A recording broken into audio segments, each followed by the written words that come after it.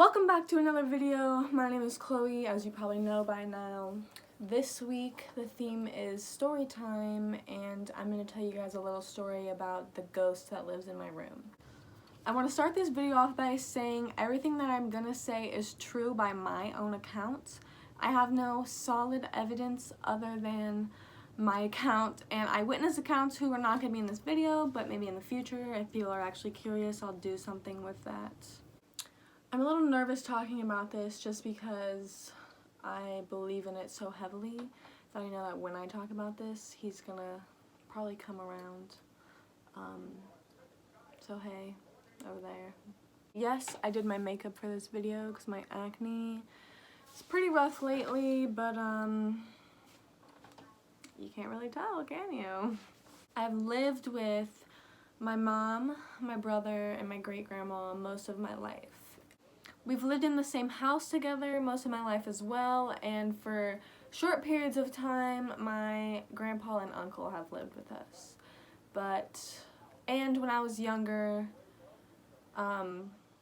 my great-great-grandma resided here as well, which I believe that she still resides here, and I like to believe right when I said that. I feel like she's my guardian angel. And that's part of the reason that she's still here, is to watch out for me, and to make sure I'm safe and doing the right thing. But,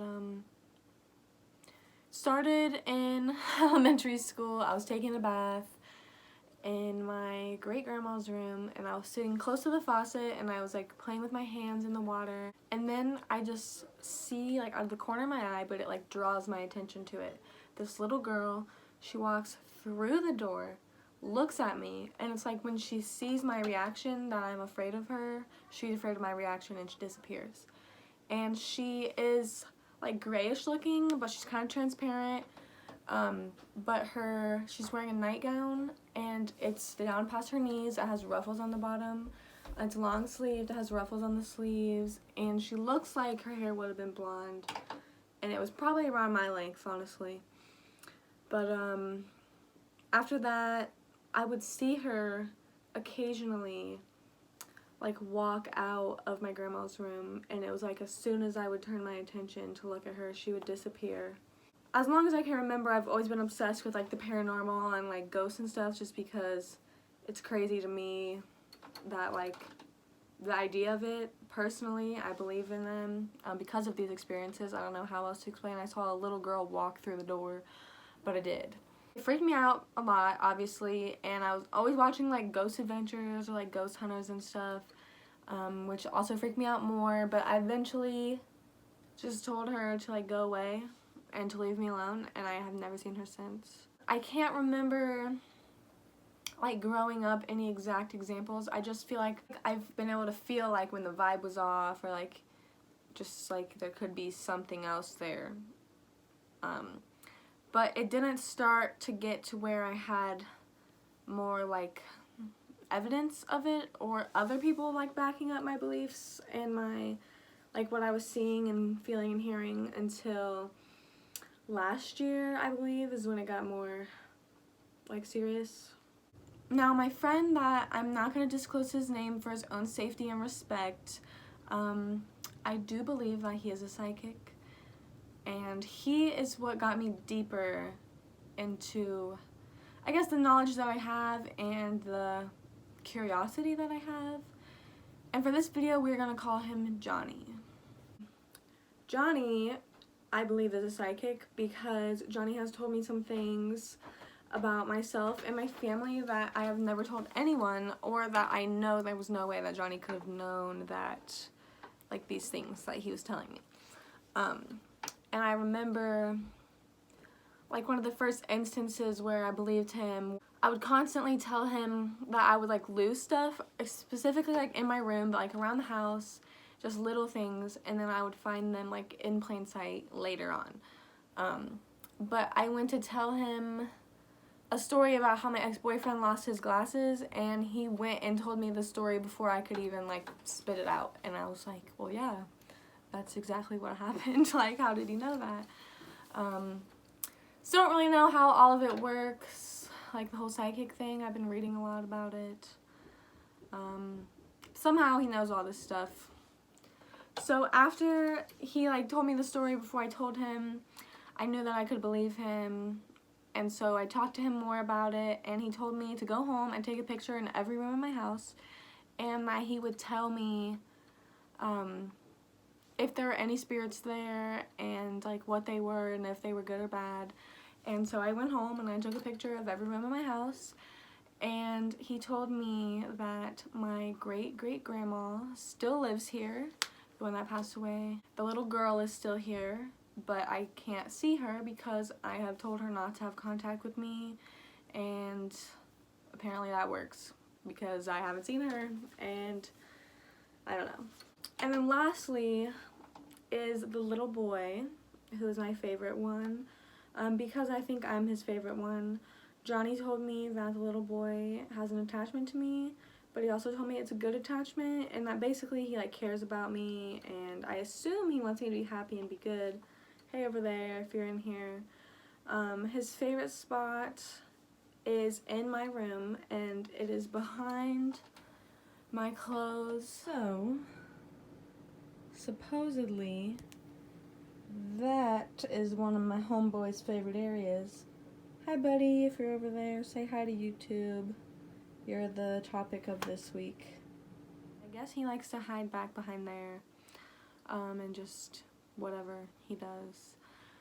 At night, I've had some times where I have felt like he was jumping on my bed because I was laying with the door closed so no animals are in here, trying to sleep so my body is still, but my mattress is moving. His other favorite spot is apparently the staircase, which makes sense because constantly I will hear when everyone is sleeping, people going up and down the stairs. And it's kind of funny because when I was little, my favorite place in the house was the staircase. I would just hang out there. And this is his next favorite area. If you're here, hello. YouTube wants to see you. These stairs are disgusting.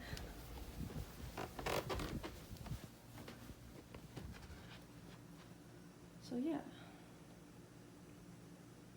Now, I've never seen the boy. Sometimes I feel like I see like mists or like lights that I assume are him or my grandma. I've never seen a full body apparition, and I don't really want to, in all seriousness. And I think he knows that I would be like pretty not okay with seeing that, in all honesty. And he doesn't really, I try really hard to get him to communicate with me, especially more lately, and he's been doing it more lately because I'm opening up more to the fact that it's real, I guess. But I think it's because he knows that I would be really afraid. But the things that he has done in front of me that I've like, either my friends have witnessed or I have witnessed, the first thing he did was, my friend Velocity was here, and we were sitting on my floor, and we had these cups that we were drinking out of, and we had straws in them, drinking out of the straws.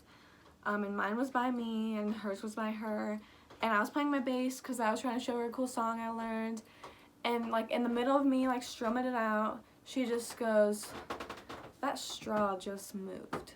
And so I stopped, and I'm like, "What are you talking about?" And she's like, "The straw in your cup traveled from one side to the other on its own."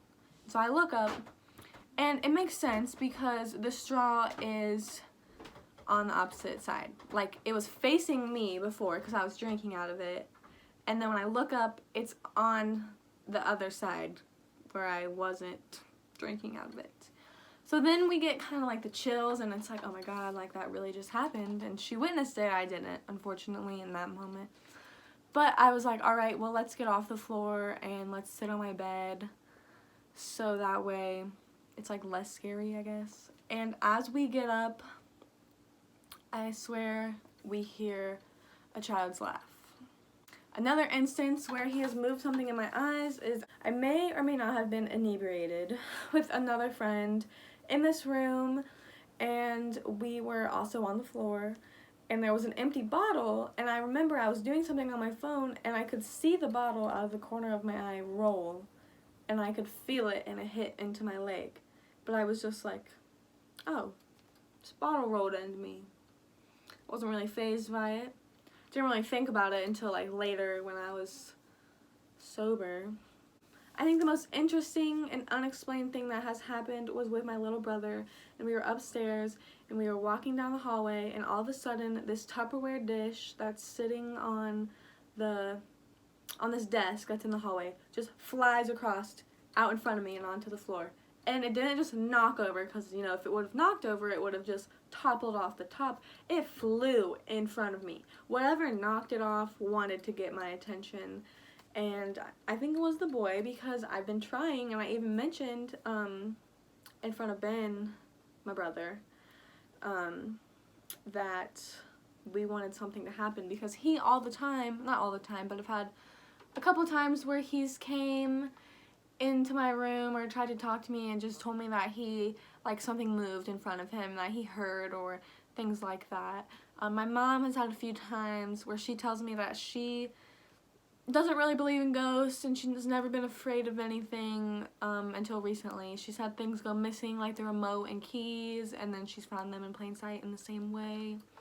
One of the coolest and easiest ways I found to communicate with him is actually through this swing, because the swing does not move unless it is pushed. It makes a lot of noise. You know. But even if somebody's walking upstairs, it doesn't move. It only moves if you get up and you're moving it around, or you bump into it, or if somebody moves it. The other day, my friend Kelsey was coming over, and I was in my room alone, and I was speaking out loud, and I said, you know, hey, thanks for knocking over that Tupperware the other day. Like, it was really cool to finally, like, try to get some interaction here and there, and it made me feel a lot better that you did it in front of somebody else. And then I continued to say, my friend Kelsey is coming over in an hour. When she's here, you should do something in front of her, just to do something. And then me and her were in my room for a while, and then we got up and left, and then we came back, and when we came back, the swing was swinging by itself. So that was awesome. I was gonna sit on the floor and, like, have the swing in the background in case he did want to, like, prove himself to my followers, but I just wanted to swing in it myself. So those are the most interesting encounters or experiences I can say that I've had. Things happen so frequently to me here that I don't really feel like I remember every single one of them, but those were the most I thought were enjoyable and kind of crazy. If my little buddy ever wants my followers to see him or have proof of him, I have faith that he will give me some. But for now, you can just picture what I'm experiencing when this stuff happens. I'm sure in the future I'll have more crazier updates, and if people are interested, maybe I'll do a different video on different things that are happening, or maybe I'll try a ghost hunt or something crazy like that. I've always wanted to do that. Don't know how well it would work out in my own house, but it's worth a try. That's all we have for today's video. Hope you enjoyed those stories and believe them. If you have your own scary ghost stories, I would love for you to leave them in the comments for me and my friends to read. And I hope to see you back here next week for a new video.